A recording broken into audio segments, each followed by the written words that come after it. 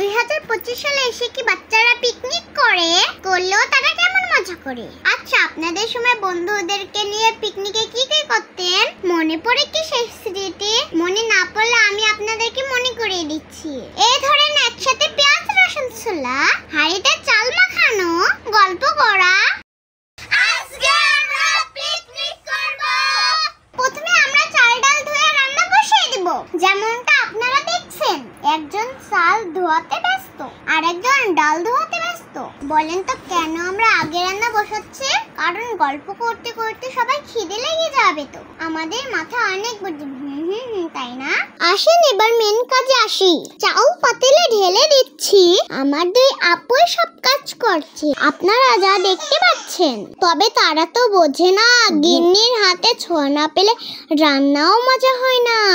এই জন্য আমি আপুদের সাথে প্রয়োজনীয় মশলাগুলো দিয়ে দিলাম। আচ্ছা, আমি একটা জিনিস বুঝি না, পিকনিকে যাই রান্না করি না কেন, অনেক অনেক মজা হয়, কিন্তু বাড়িতে রান্না করলে সেটা হয়ই না।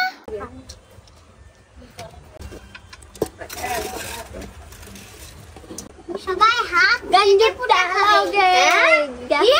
সবাই হাত এই যে এভাবে কিছু না চন্দ্রা আচ্ছা সুমা খাও যেটা খাও না সেই সাথে। ওরে বাবা গো ওইও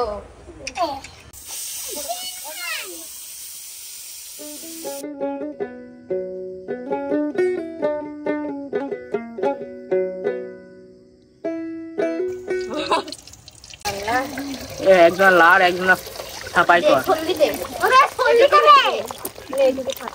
ওরে ছল্লি বুঝলো বড় হয়ে গেল যে মেলা কথা গদ্দে কাটি বলতে না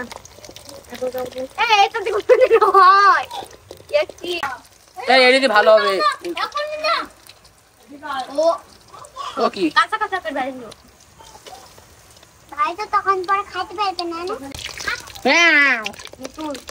তেল ফেলছিস আমার গায়ে ফেলছিস, ওটা কিছু করিস। আচ্ছা, আপনাদের সাথে কি এরকম হয়? রান্না করছি সবাই একসাথে বসে, না খেলে কি হয়? আমাদের পিছে যে বসে সে রাগ করে আমাদের সাথে খাচ্ছে না।